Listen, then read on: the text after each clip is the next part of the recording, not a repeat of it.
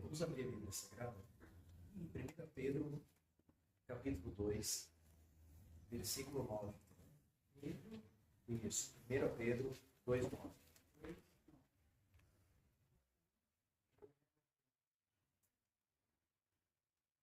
Já há um tempo, nós vimos falando sobre a questão do nosso ministério. Há um tempo abordamos sobre diácono, sobre cooperador. Dentro desse aspecto aí, falamos sobre também as questões do caráter cristão, né? E dentro da questão caráter cristão, nós falamos do caráter transformado pelo poder da palavra do Senhor. Aqui em 1 Pedro, esse texto muito conhecido, eu gostaria de pedir para você, assim que eu fizer a leitura, você repita em voz alta, tá? Diz assim, verso 9, que é o ponto-chave desse estudo aqui. Mas vós sois a geração eleita, o sacerdócio real, a nação santa, o povo adquirido para que anuncieis as virtudes daquele que vos chamou das trevas para a sua maravilhosa luz. Você pode repetir? Mas vós sois a geração eleita, o sacerdócio real, a nação santa, o povo adquirido, para que anuncieis as virtudes daquele que vos chamou das trevas para a sua maravilhosa luz. Amém. Então, o que nós vamos abordar nesse dia de hoje? A questão do chamado, tá? Nós precisamos saber que nós somos chamados por Deus e tem finalidades nesse chamado aí.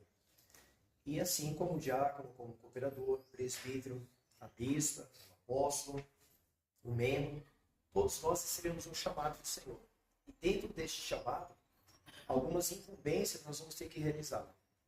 Então, a princípio, se nós observarmos aqui, nós temos 4 tópicos dentro desse único versículo que Pedro assim escreve para a sua igreja. Qual é o primeiro tópico? Olha aí, leia para mim. Deixa você escolhe. Oi? Geração eleita. Então, grifa aí, eu pego uma folha para o irmão do lado.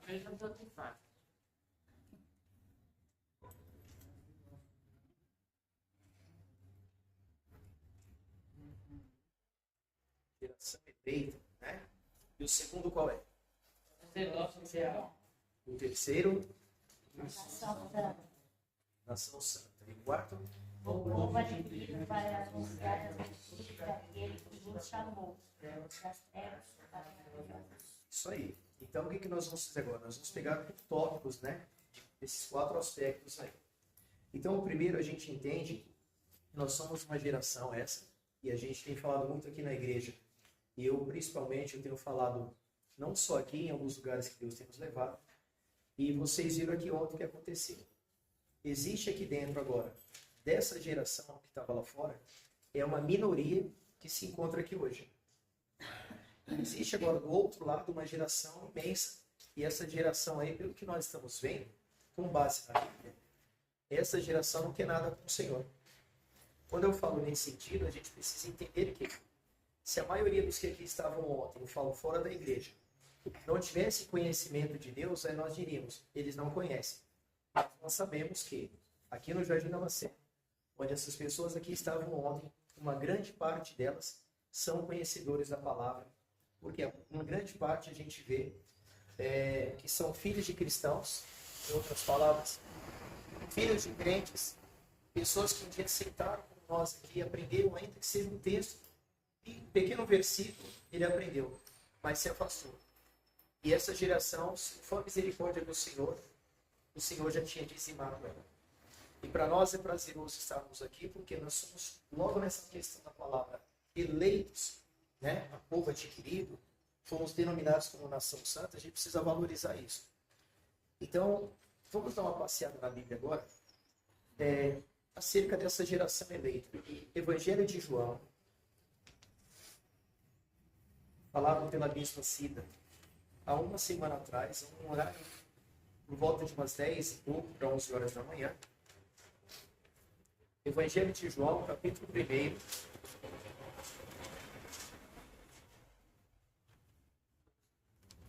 Isso aí. Leia o verso 12, Diego, por favor. Mas todos quantos receberam, deu-lhes o poder ser feitos filhos de Deus. Nós cremos no seu nome. Então, veja, eu tenho falado aqui na igreja, para algumas pessoas também fora daqui, que uma vez que nós nos tornamos filhos do Senhor, essa palavra, quando nós nos tornamos filhos, foi quando então houve a nossa profissão de fé, que foi no batismo.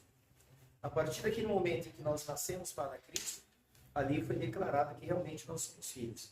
O oposto disso significa que as pessoas, uma parte que não desceu as águas ainda, essas são criaturas. Na época aí que eu dava estudo para os jovens, uma outra galerinha, eu costumava até desenhar na lousa cerca de uma mãe que estava gestante. Então aquela pessoa, aquele ser, né, que estava dentro dela, não poderia ainda ser chamado de filho, uma vez que não houvesse nascido. Enfim, assim também as pessoas que ainda não tiveram conhecimento, não é questão da sua conversão, do seu arrependimento, e ela dizer, não, realmente eu quero morrer para o mundo e nascer para o Senhor. Então, tem já aí um gancho para que você, ao for pregar para as pessoas, você faz uma pergunta básica para ela. Você se considera um filho de Deus? É óbvio que ele vai dizer, ou ela vai dizer, lógico que eu sou filho de Deus. Todos nós somos filhos. Mas aí você que já aprendeu, você tem esse versículo para poder mostrar para ele que não. Ele é apenas uma criatura, pode usar uma metáfora sobre a mãe gestante e dizer a palavra final. Para você nascer, você precisa morrer para o mundo, adquirir ou manifestar uma profissão de fé e nascer para o Senhor Jesus Cristo. Ok? Vamos agora lá no Evangelho de Mateus, capítulo 3.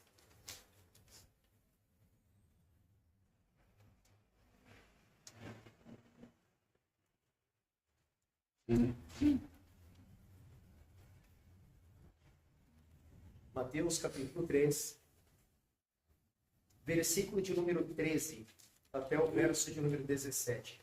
Cada um leia um versículo e fala de voz alta, por gentileza. Então vejo Jesus da Galileia. Então veio Jesus da Galileia ter com João, junto do Jordão, para ser batizado por ele. João opunha-se, porém, dizendo: Eu careço de ser batizado por ti, e vens tu a mim? Sério. Desculpa, eu estava ajudando. Próximo, Mateus 3. 15. Jesus, porém, respondeu e disse: Deixa por agora, porque assim nos convém cumprir toda a justiça. Então ele o deixou. 16. E sendo batizado, tendo Jesus batizado, saiu logo da água, e eis que lhe abriram os céus. E viu o Espírito de Deus descendo como pomba e vindo sobre ele. 17. E eis que uma voz do céu dizia: Este é o meu filho amado, em quem me agrada. Amém. Então nós temos aqui duas situações que aconteceram, que Mateus ele relata para nós, né? A primeira é que antes de Jesus vir, teve que haver ou existir alguém para que pudesse anunciar. Então, em outros estudos falamos que a palavra precursor era a função que o profeta João Batista estava exercendo ali. E João Batista ele foi incumbido disso que nós estamos citando nesta manhã aqui. Ou seja, ele foi adquirido por Deus, levantado por Deus, forjado por Deus para fazer cumprir a palavra dele. E veio João Batista agora anunciando acerca do Messias. E o interessante é que quando ele se aproxima de Jesus Cristo, naquele episódio, a humildade foi tamanha que ele se encurva perante Cristo, né, para que até então Cristo viesse batizá-lo.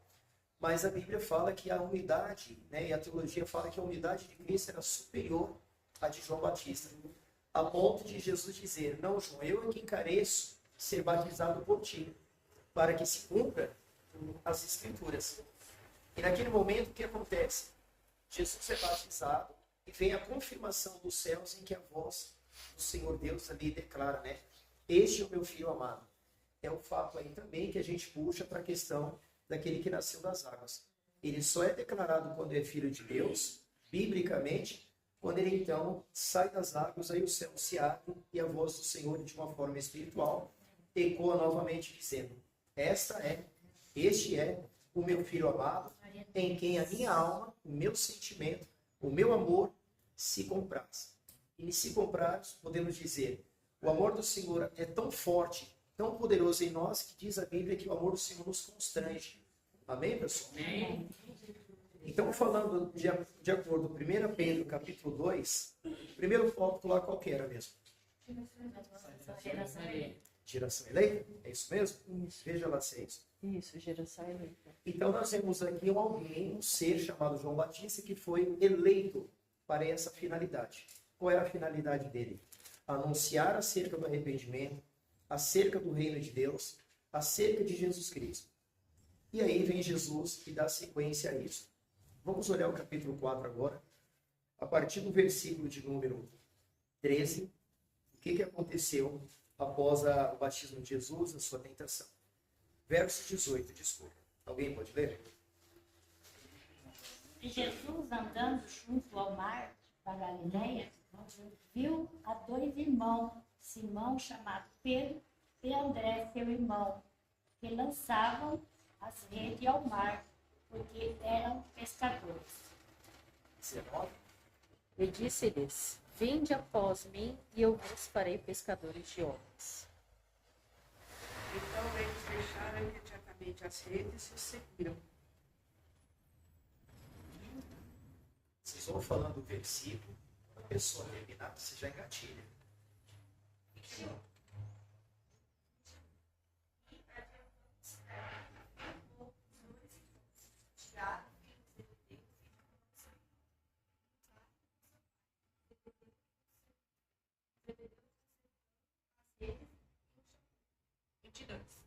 Eles, deixando imediatamente o barco e seu pai, seguiram.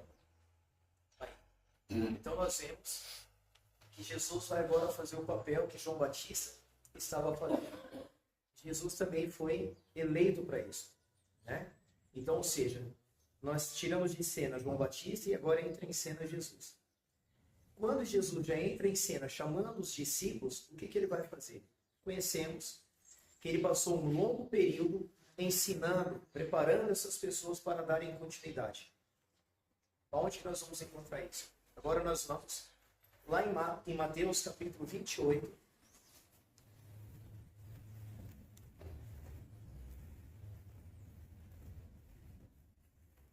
Capítulo 28, versículos do 16 ao versículo 20. Seria bom que vocês anotassem. No final tem uma dinâmica.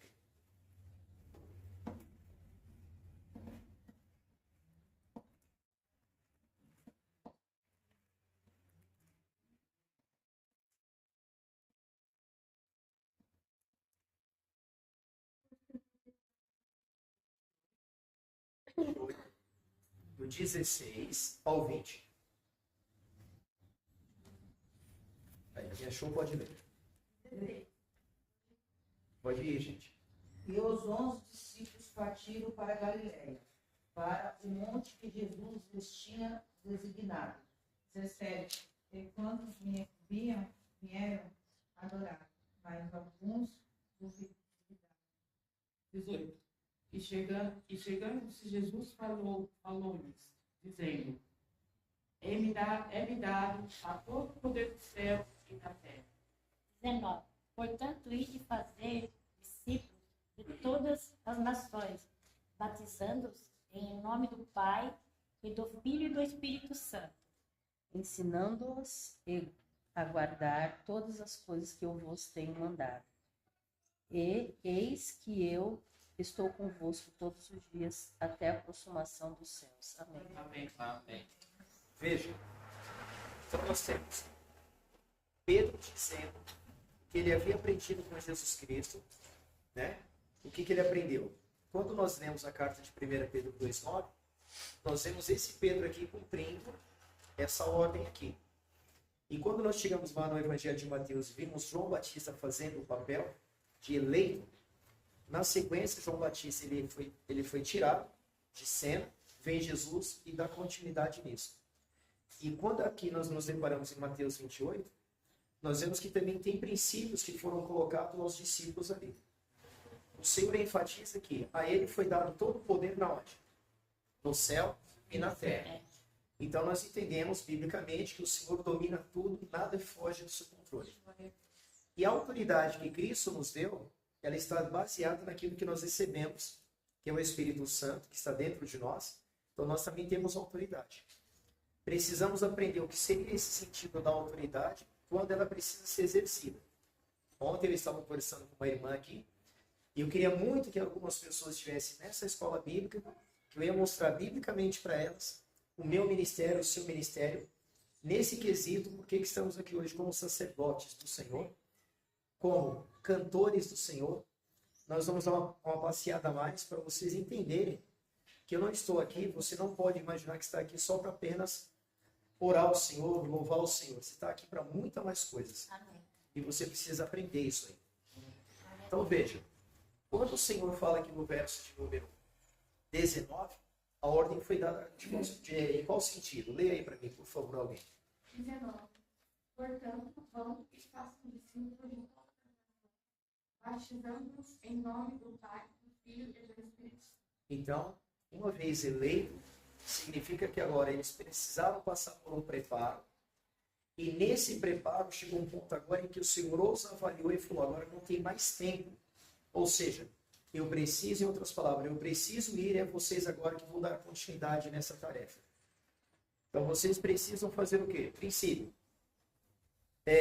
Ir e fazer discípulo. E fazer discípulo, para você fazer, eu vou usar minha vida, meu testemunho de vida, leva-se tempo, tem que haver uma dedicação. Eu falo em todos os aspectos, principalmente na questão espiritual, que você precisa ser uma referência para que as pessoas acreditem naquilo que você, a não só estar ouvindo, mas também estar vendo você realizando. E aqui os discípulos do Senhor foram incumbidos de fazer discípulo. E era necessário tempo, testemunho de vida, era necessário ter conhecimento. E olha que interessante. Após fazer discípulos, diz aqui o texto que teria que ser em todos os povos. Eles também foram incumbidos de fazer o quê? Batizando-os em o nome de quem? Pai, Filho e do Espírito Santo. Se a live ou o que está sendo gravado fosse para lá, eu ia ser um pouquinho mais preciso e sucinto no puxão de orelha aqui. Maria não salva ninguém. Santo Expedito não salva ninguém. São Jorge não salva ninguém. Iemanjá não salva ninguém. Zé Pilintra não salva ninguém. Espírito nenhum salva ninguém. O que salva é Jesus Cristo. E algumas pessoas têm hábito ainda de reverenciar algumas entidades nesse sentido. Usam-se algumas partes no quesito. A minha mãe me ensinou isso, eu consegui isso. Não, isso daqui nós não podemos fazer, porque a Bíblia diz que somente ao Senhor dá honra e glória ao nome dele, tá mais ninguém. Glória a Deus. Amém, pessoal? Amém. E aqui nós vemos o quê? A ordem foi dada aos discípulos. Além de fazer discípulos, uma vez feito, eles têm um conhecimento. Quem é que vai dar esse conhecimento? Quem tem conhecimento de causa. Então, todos que estão aqui nesta manhã têm essa responsabilidade de fazer discípulo. Lembra que eu preguei domingo passado sobre a questão da figueira? Então não pense você que está sentado aí, ouvindo, que você não tem que gerar fruto. Você tem que gerar fruto. A ordem não foi dada só para Jesus, João Batista e para o Reginaldo. Foi dada para você. Então você precisa ter conhecimento bíblico. Amém. Você precisa fazer discípulo. E ao discípulo que você fez, fazer o seguinte, instruir ele ou a ele o que é a conversão, o que é o arrependimento, o que é o pecado com base bíblica, o que é acerca dos dons espirituais, o fruto do Espírito, as obras da carne, mostrar para ele acerca da ceia do Senhor, o que é comunhão com o corpo de Cristo. Aí entra uma outra questão. O que é louvor, o que é adoração. Amém, pessoal? Amém. Muita informação? Amém. Muita? Não, ótimo. Tá. Então vamos dar mais uma pinceladinha agora.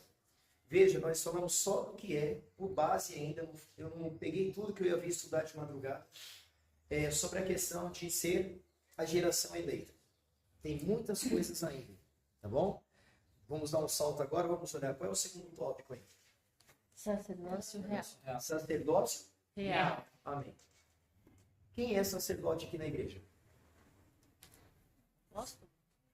Hum? Apóstolo? Eu? É. Quem mais? Bispa? Amém. Quem mais? Diaconisa. Japonês? Nós. Quem mais?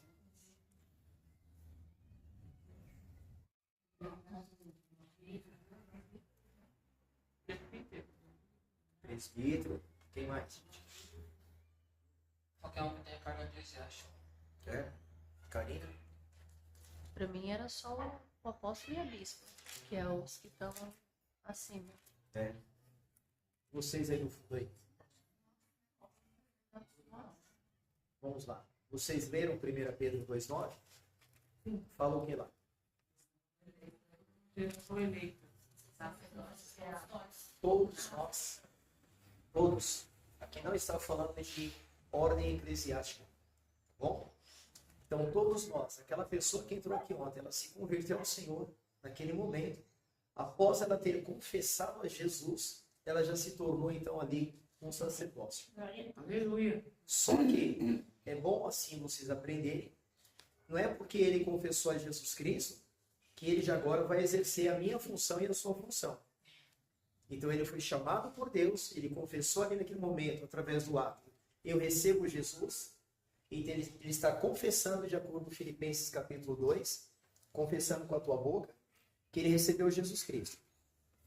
Feito isso, o que acontece? Ele já não pode imaginar, ou alguém não pode dizer que ele vai fazer o nosso papel aqui. Não.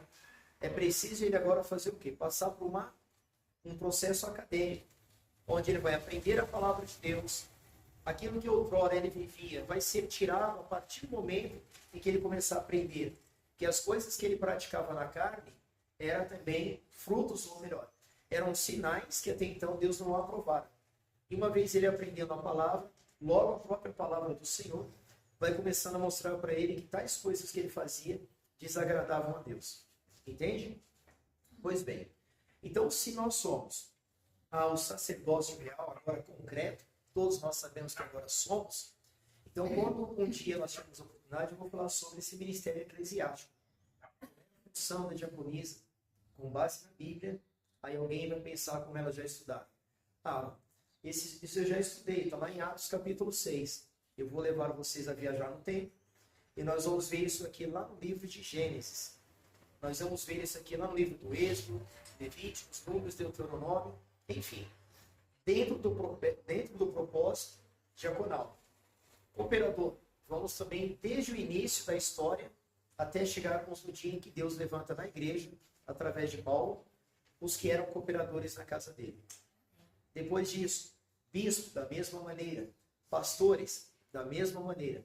Tudo isso, gente, está dentro desse livro. A questão é, como eu falei com uma irmã aqui ontem, nem todos são amantes desse livro. E alguém falou assim, e uma irmã me perguntou, apóstolo, a pessoa diz, e está na Bíblia, né? A letra mata. Eu falei, sim.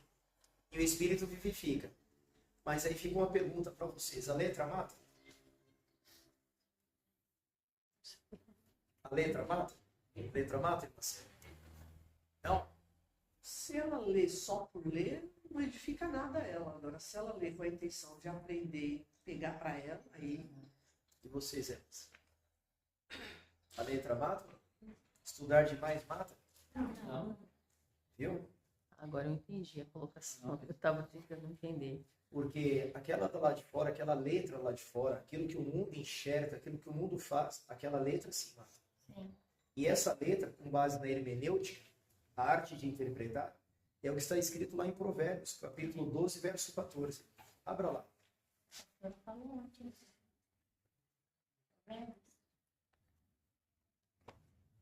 Provérbios 14, 12.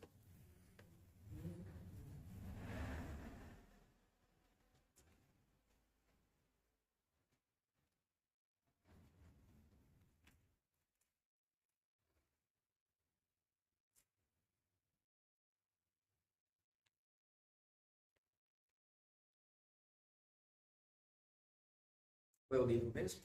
Provérbios 14. Está escrito aí. 14. Cada um se farta de bem daquilo que diz. E o que as suas mãos fizerem, Outra tradução. Cada um se fartará do fruto da sua boca e da obra das suas mãos. da obra das suas mãos, o homem receberá a recompensa. É o 14, 12? É, Provérbios 14, 12? 14. Não, me parece ser. Provérbios 14, Ah, é. 12. Há um caminho que ao homem parece direito, mas o fim dele são os caminhos da morte. Então, se Jesus é o caminho que conduz à vida eterna, aí está se referindo, dito por Salomão, que há caminhos, no plural, há caminhos que para o homem parece perfeito, mas o fim deles é a morte. Esses caminhos, se Jesus é uma pessoa, é o caminho, então, na hermenêutica, esses caminhos são pessoas.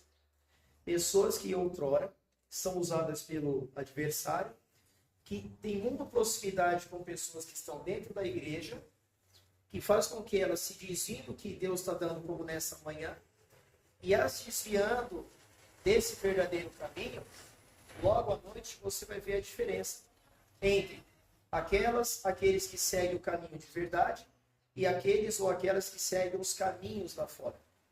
É esses caminhos aí que levam as pessoas de dentro da igreja à morte. Entendeu, não? Ficou claro? Sim. Pois bem.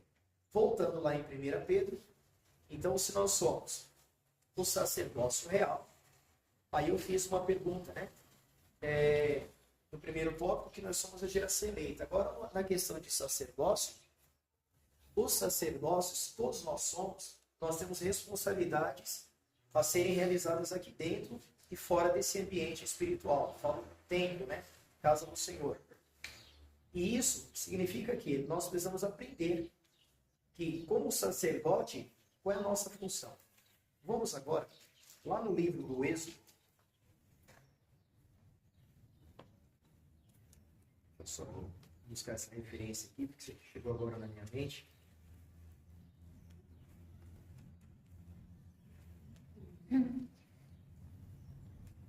Êxodo, capítulo de número 29, por gentileza.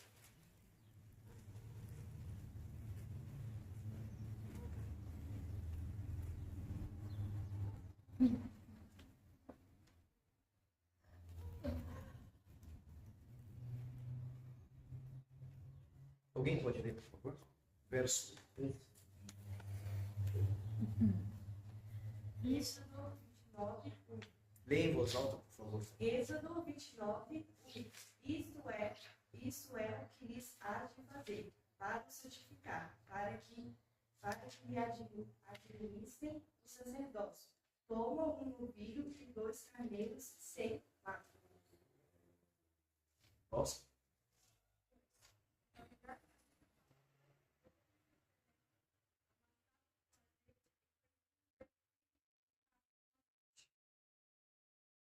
E os porás no cesto, e no cesto os trarás. Trarás também o novilho e os 2 carneiros. 4.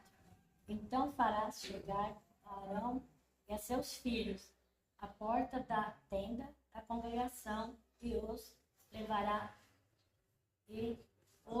lavarás com águas. 5.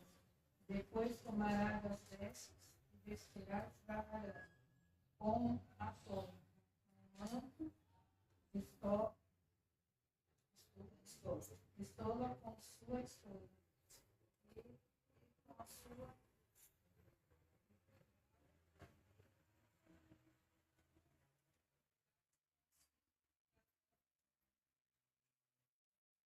6. E a mitra porá sobre a cabeça, a coroa da santidade porá sobre a mitra. 7. Tomarás o azeite da unção e o derramarás sobre a sua cabeça, assim o ungirás. Até aí. Então, nós vemos aqui agora acerca do sacerdote, que isso aqui foi estabelecido pelo Senhor lá já desde o Antigo Testamento. Viram aí quais eram os requisitos para que ele pudesse estar nessa posição? Deu para entender? Lê na sua tradução, Giovana, do verso em diante. Êxodo 29, É isso. verso 1. Isto é o que lhes fará, para os consagrar, a fim fim de que me sirvam como sacerdotes. Separe um novilho e 2 carneiros sem defeito. 2. Da melhor farinha faça pães e bolos sem fermentos, amassados com azeite e pãezinhos bem finos, untados com azeite. 3. Ponha tudo isso no cesto e ofereça no cesto. Traga também o novilho e 2 carneiros. Então você fará com Arão e os seus filhos se aproximem à porta da tenda do encontro e mandará que se lavem com água.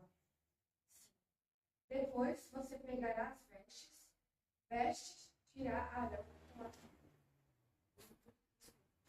Depois você pegará as vestes, vestirá Arão com a túnica, a sobrepeliz, a estola sacerdotal e o peitoral, e o cingirá com o cinto de obra esmerada da estola sacerdotal.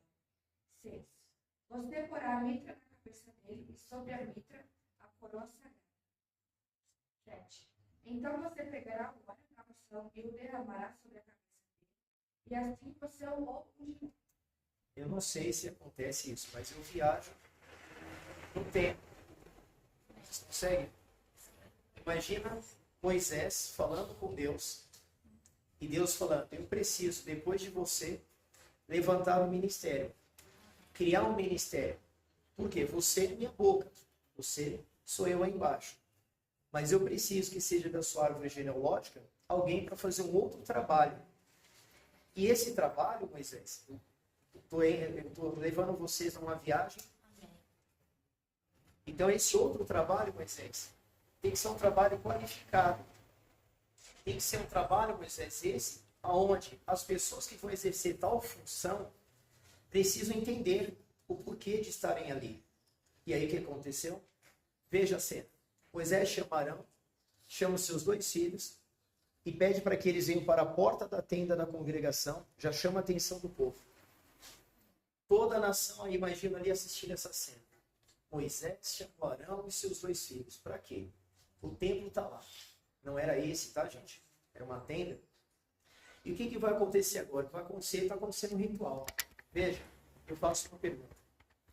Arão já poderia ter se apresentado com essas vestes, com a mitra? Poderia? Com o cinturão? Não. Poderia ou não? Não. Então tinha que vir de alguém, ou não? Tinha que vir de alguém. E esse alguém nada mais, nada menos que Deus coloca, a direção vem de cima e alguém tem que fazer. Amém. Alguém pega essa responsabilidade de Deus, que é Moisés. Eu acredito que ele vai chamar 2 artifícios, um artifício conforme diz a Bíblia, para fazer esse procedimento, essa túnica, para esmerar essa pedra, ou seja, talhar essa pedra, para que essa pedra fosse um símbolo de autoridade máxima.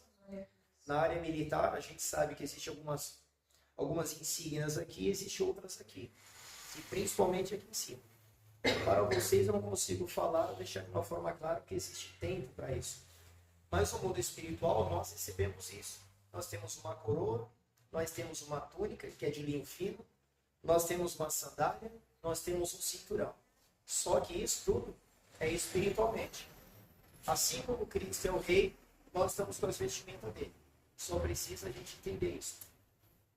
E voltando para a cena, veja, ele tem esses detalhes do batismo, né? Aquela beca que é separada, para que naquele dia os filhos de Arão venham a receber. E Moisés, que foi incumbido de assim fazê-lo, ele chama Arão e eu imagino que ele vai conversar com Arão e falar: Arão, chegou o dia, chegou o momento em que você e seus filhos têm que se apresentar diante da tenda. Por quê? O que vai acontecer conosco? Hoje vocês vão receber um grande ministério. E que ministério é esse? O ministério sacerdotal. O que é isso? Para que serve? Eu não entendo essas coisas, não aprendi. Eu vou ter que te ensinar, Moisés. Ou vou ter que te ensinar. A princípio você vai ter que vestir essas vestimentas e você vê que é Moisés, conforme ela leu na tradução dela, que é Moisés que vai colocando. Eu imagino o tempo para isso. Eu imagino pessoas vendo essa cena. Eu imagino as pessoas vendo a cena, você sendo apresentado aqui. Eu imagino as pessoas vendo a cena em rede nacional, o Senhor lhe separando. Eu imagino a cena, vocês vindo para cá um dia, passando pelo processo só da marquinha com óleo, Tudo isso com base bíblica. Aí eu faço uma pergunta aqui. Anteriormente eu já fiz, eu vou só reforçar. Tem como o Diego amanhã se tornar um cooperador aqui sem passar pelo crivo de ensino? Tem. Tem como alguém se intitular pastor, ou ele dizer que o Renato vai ser pastor, se ele não passar pelo crivo? E a gente precisa entender, aprender também com base na Bíblia, é que não é o Diego quem levanta e não é o Reginaldo quem levanta. Quando fala a palavra levantar, é colocar a pessoa de uma posição para outra. Não é eu. Não é o Diego. É Deus quem manda fazer. É Deus. E se Deus não mandar fazer, vai ficar anos aí na posição. Mas, apóstolo, por que vou ficar anos? Ou por que ficaria anos?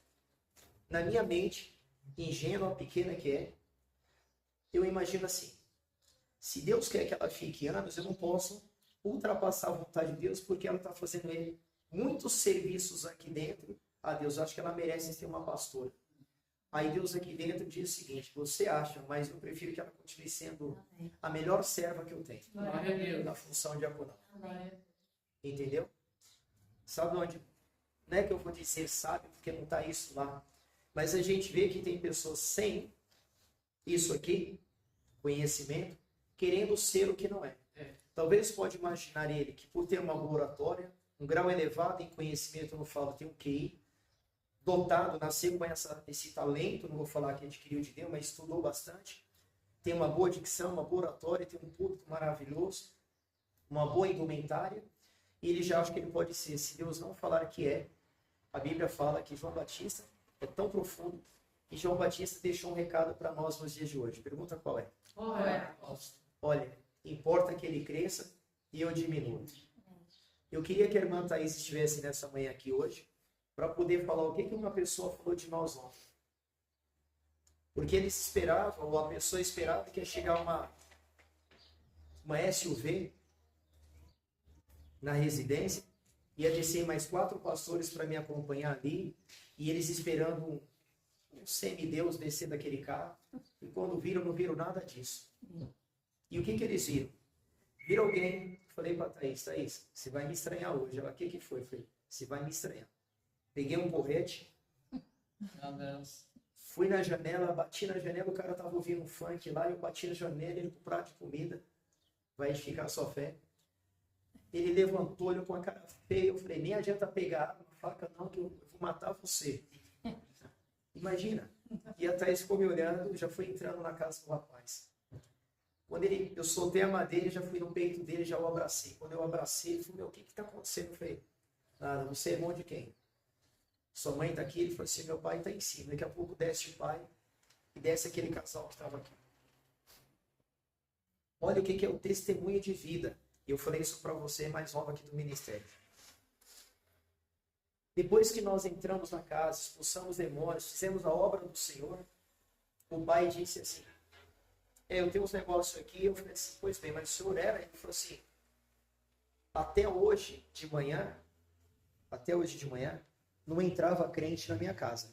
É verdade. Ela conseguiu. E quando falava E eles caíam. se falasse para ele que os crentes iam lá, ele ia sair antes dos crentes chegar de surpresa. Aí, o que aconteceu? Tinha não 2 crentes lá, porque ele precisou aprender o que é ser crente e o que é ser evangélico. E teve um momento no final que eu pedi um copo com água. Ele deu um copo com água e apresentou o suco de limão. Aí eu deitei na mesa dele, sentei na mesa, quebrei o protocolo, sabe, do pastor, e chegou um momento ali que entrou um filho dele mais alto que eu. Falei assim, ele me cumprimentou a irmã, e eu falei, como que ele chama? Ele falou o nome dele. Eu falei, amigo, volta aqui. Ele falou, não volta. Eu falei, fica o porrete de novo. Se voltar, quebra as suas pernas. E tem mais, você vai ter que dar um beijo na boca do negão hoje. Aí o cara ficou me olhando, eu falei, se você não vir, eu vou. Ele caiu na dúvida, eu fui. Aí que eu fui, eu falei, não é brincadeira, eu quero te dar um Espírito Santo. Dei e abracei. Quando eu me afasto dele, o pai já segurou umas primeiras. E eu fiquei olhando para ele e falei assim, aí ele falou para a Thaís, esse pastor, ele é pastor? A Thaís falou assim, ele é pastor. Pastor diferente. Gostei dele. Ah, gente. Quando eu volto, O que era para ter terminado em meia hora, o homem começou a se abrir para mim. Ele foi se abrindo, se abrindo, se abrindo. Eu quero que o senhor ore na minha casa. Vai eu e a Thaís orar na casa dele.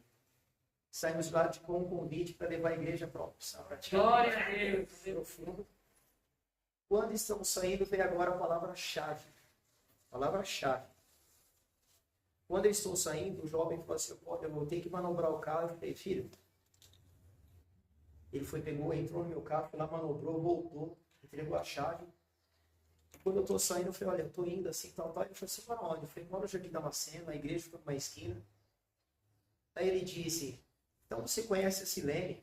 Eu falei, conheço. Você conhece o Chiquito? Eu falei, conheço.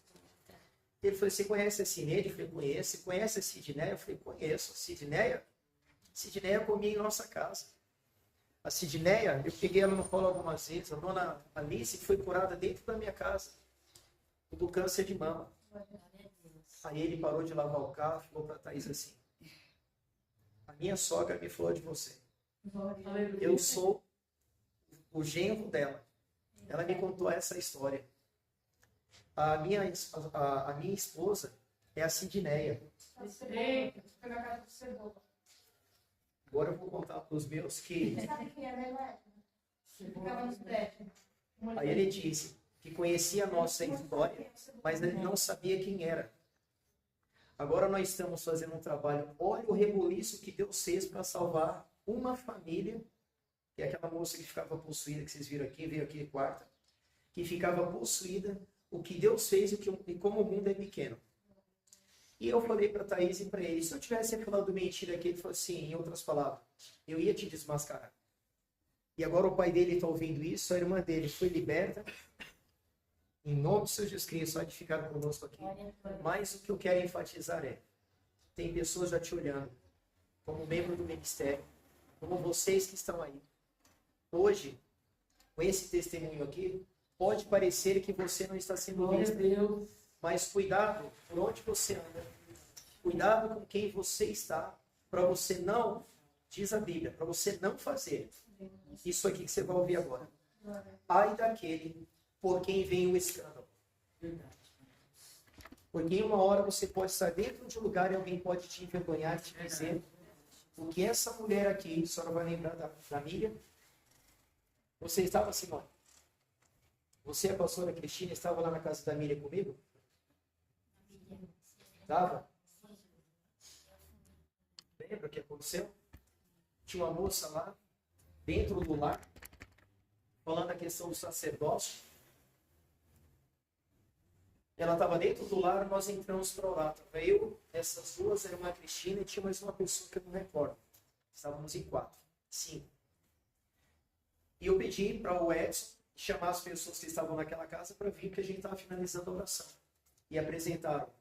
Veio a Miriam e mais 2 pessoas. E Deus revelou, tem mais uma outra, pode chamá-la. E aí, com muito custo, a Miriam foi lá e chamou a pessoa. Quando essa pessoa veio, ela chegou na porta e falou assim, não é aquele pastor não, né? Aí eu comecei a tremer, por quê? O que eu estou mostrando aqui, eu imaginei, o que ela vai falar, né? E quando essa mulher se levantou, entrou para casa, para dentro da casa e ficou de frente para a gente, a Miriam falou, ele quem? Ela falou assim, esse pastor aí, ó. Aí minha perna começou, ela falou o seguinte, que era uma época de mês de abril, época da Páscoa, mas a mãe dela foram no Cobal, e ela disse que naquela manhã, antes de ir para aquele evento, para comprar as coisas, uma missionária disse que ela precisava voltar para o Evangelho. Ela tinha, e Deus ia usar de alguma forma para apertar ela. Ela estava na vida errada. E o que aconteceu? Quando ela entrou no mercado com a mãe dela foi para a fila do peixe, e ela ficou pegando algumas coisas em outros corredores. Diz ela que quando eu entrei em um corredor, ela viu o que você vê em nós, o que eu vejo aí, o brilho. E ela fez um desafio. Ela foi para o outro corredor e entrou a mesma pessoa. E essa pessoa olhava para ela e colocava cartaz. Era eu. Ela entrou no outro e aquilo foi tomando ela. E ela falou assim, não. Ela disse que eu olhei tão firme que nessa hora ela deixou o carrinho, entrou para dentro do carro. De lá ligou para a mãe. Mãe, eu estou no carro, aconteceu isso. Resumindo. Sumiu. Foi embora. Aí o que aconteceu? Agora nós estamos lá dentro da casa do Edson fazendo esse trabalho. Aí chegou uma hora que eu já estou com medo dela abrir a boca e falar que eu estava, entende? Ou cobiçando. O que ela fez? Eu falei, moça, eu falei assim, moça, o que aconteceu? Conta aí, porque eu estou com as irmãs aqui. Ela falou, não, é que naquele dia Deus tinha falado, usado uma missionária e precisava voltar para o Senhor Jesus Cristo. Amém. Voltou. Aí eu brinquei, nossa, tirou um peso daqui, tipo assim, né? Eu que procuro demonstrar isso e agora, na face das irmãs, se ela fala que eu estava de olho, entende? Quer mais agora? Pois bem, passou um tempo depois, o irmão Jefferson se converte, veio um dia ministrar aqui na igreja e falou, apóstolo, vai um dia pregar lá na igreja? Eu falei, vou lá. Tá eu e um grupo comigo, quando chegamos lá para ministrar, ela chegou no finalzinho do culto, na hora que eu subo no altar, quando eu fui ministrar, eu olhei, era ela que estava sentada, glorificando e adorando a Deus. Aí quando termina ali, eu falei, irmão Jefferson, quem é aquela pessoa? Ele falou assim, essa pessoa é a minha esposa. Glória a Deus. É a minha esposa. Glória a Deus. Aí eu falei, não pode ser. Aí ela veio, nos abraçamos ali. Aí eu contei para ele esse episódio. E o que eu estou falando para vocês aqui é o que me aconteceu ontem, é o que pode acontecer com vocês aí. Eu vou começar de uma forma assim. Se você é sacerdote, você leu aqui, você ouviu aqui, que para se tornar alguém, aí embaixo, a um nível, digo, de ordem eclesiástica, olha aqui, quanto tempo Moisés ficou buscando a Deus para chegar lá embaixo e chamar o irmão dele para passar por esse processo? Levou tempo. E esse tempo, a gente pode assim interpretar de uma forma ingênua. Meses ou dias em oração para Deus levantar, criar esse ministério. Tá assim. Nós temos 12 maiorais de 12 tribos. Eu tenho um irmão, tenho uma irmã, Arão e Miriam. Arão tem filhos. Eu posso também escolher Miriam. Você vê que aqui não existiu essa palavra. Não, chama Moisés, chama Arão e os seus irmãos. Tem que haver um ritual para que todos também possam ver. Houve um ritual. Quando estes são colocados à frente para exercitar o ministério, ainda faltava a aprovação. E o sinal da aprovação qual que era? Versículo 7. O que diz aí? Então você pegará o óleo da unção e o derramará sobre a cabeça dele. Assim você o ungirá. Para você aprender, usar. Isso aqui que eu faço aqui na igreja, na direção do Senhor, quando eu toco em alguém, para a separação, é uma separação. Ela não foi ainda, nesse caso, consagrada. E já tem gente no nosso meio, fazendo a pergunta que eu disse para ele, para o meu irmão Diego. Você pode dizer que o Renato vai ser pastor? Você pode preferir isso? Não? Então. Aí vem alguém que não é do rebanho e fala que ela vai ser. Aí agora ela coloca na cabeça dela que o profeta veio aqui e falou que até então ela vai ser uma diaconisa, vai ser uma pastora. Aí ela tem que passar pelo processo. E esse processo leva tempo. E desse tempo eu posso imaginar assim, melhor, imaginar não, vou colocar, aprendizado. Porque a Bíblia diz, Renato, acha para mim essa parte lá em Timóteo. O obreiro precisa ser primeiro separado, provado e depois aprovado. Enquanto ele vai procurar lá, eu vou voltar aqui para vocês. Olha para cá. Olhem para cá. O Renato vai achar e vai falar. Qual é a função do sacerdote? A função de um sacerdote, você viu aqui, que ele não pode exercer um algo se não tem uma direção de alguém. Então, quando eu, o bispo, passar um algo, não pense que é carnal. Vem de cima a ordem. Quando você não cumpre a ordem, você não pode exercer aquele algo pelo qual você acha que você está preparado para fazer. E quando você também não faz, não é mentir ou omitir. Você está em rebeldia para com a palavra de Deus. Está claro? Então, E eu coloco, aproveitando que estou gravando, mas isso aqui já está gravado na sua mente, no seu coração. Desde quando a irmã chegou aqui no ministério? Desde quando vocês três que nasceram aqui? Aonde foi que eu dei aval para você fazer quando você está em desobediência? Aonde? Aonde eu falei, não, você precisa estar aqui dentro. E se ele me der a direção que você pode fazer, aí eu entro com um gancho com base no livro de Jonas. Deus poderia usar outros, mas Deus queria usar Jonas. Mas a ação dele de rebelde levou ele a viver uma situação. Mas somente após o ato da rebeldia que ele caiu em si, que ele deveria ter feito o quê? O que Deus havia mandado. Aí o quadro modificou. Mas para que o quadro modificasse na vida de Jonas, ele tinha que fazer o quê? Arrepender-se. E o arrependimento não é da boca para fora, ele não é um algo momentâneo. Esse algo a gente entende biblicamente que quando ele falou, diz que ele revela o local onde ele estava. No Sheol, né? Ali no inferno. E agora, naquela ação dele, o que Deus falou? Agora, então, caiu em si, né? Caiu em si. Então, vou te levar aonde você devia ter feito o que eu mandei. Fica esse recado para você que está embaixo, sacerdotes. Que não apresente um sacrifício. Eu estou dando já um recado. Que para apresentar um sacrifício aqui, você como sacerdote, tem vidas que estão olhando para você e vendo que você não está com a sua vida melhor. Que ações que você comete não condiz com aquele momento que você vai fazer aqui o ato sacrificial. Está entendendo, Eliane? O sacerdote que Deus levanta Moisés aí, Arão. E Arão vai precisar aprender com Moisés como é que tinha que exercer o serviço ali dentro primeiro. Vai ter que instruir os seus 2 filhos para que na ausência do pai, os filhos um dia viessem assumir o papel, que vocês sabem que eles passaram por isso. Levou tempo para isso acontecer. Só que enquanto esse período está acontecendo, o Moisés está do lado de Arão, como eu estou aqui, olhando para você e dizendo, não, você precisa fazer isso. Mas e se eu acho? Não, você não acha, você tem que fazer dessa forma. Por quê? Não é o que eu acho. E, não, se a pessoa quiser pode se batizar, caso não, ela pode fazer, ela já está salva. Não, no sentido, tá? Preciso abrir parênteses aqui. Ela, para fazer tal coisa, ela precisa aprender. E se ela fizer o ato, como já a gente sabe que acontece, errou, o que tem que fazer? Tem que corrigir. Então, Arão, você não pode fazer dessa forma. Mas eu quero, porque eu sou.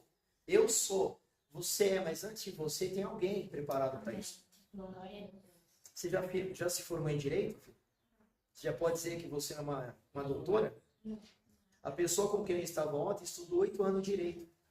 E eu perguntei para ela, você já legisla? Não. Mas você pode? Ela falou, não, eu posso ser uma assessora jurídica. Pelo conhecimento. Então, o que te falta? O que me falta? É um simples documento da OAB que me dá autonomia para isso. Que é para nós aqui? Não é diferente.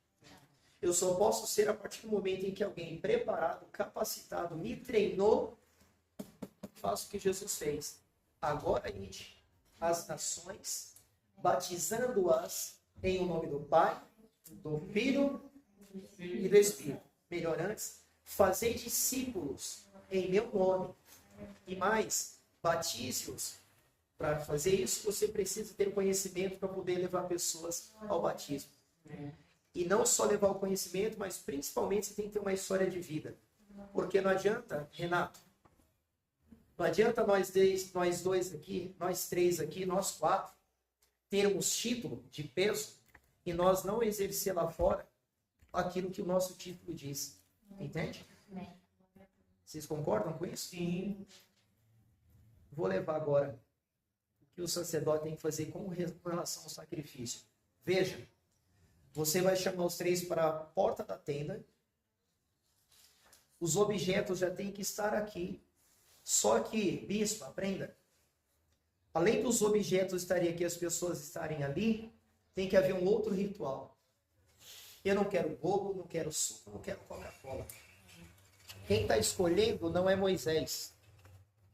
Vamos fazer a confraternização. Não, escolhida é de cima. O que está escrito aí no Êxodo, capítulo 29, verso de número 2?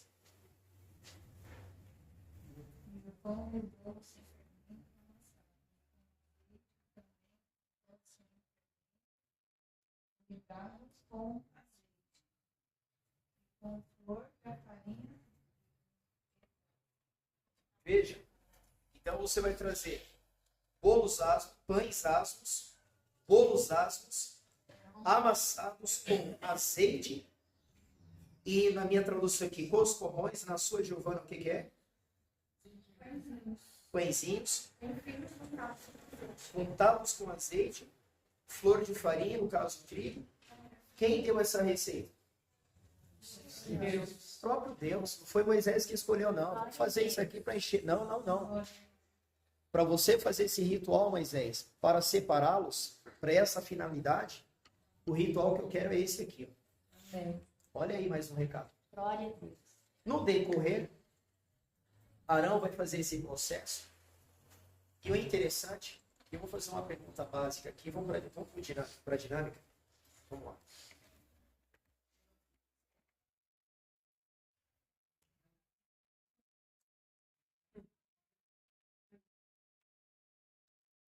Eu vou dar da minha folha aqui, porque eu preciso fazer isso. Vai entregar essa folha aqui para mim. Começa. Vem para você. Vem para ti. Vai passando aí, por favor. Me ajuda.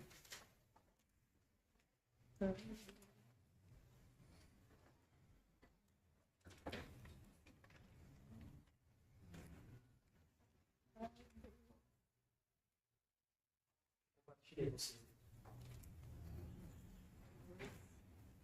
Falta alguém aí? Falta.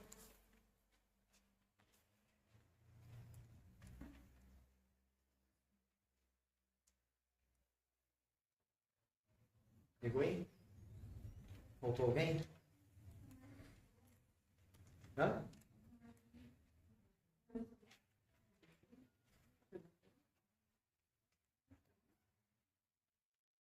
Se tiver caneta, eu tenho uma aqui.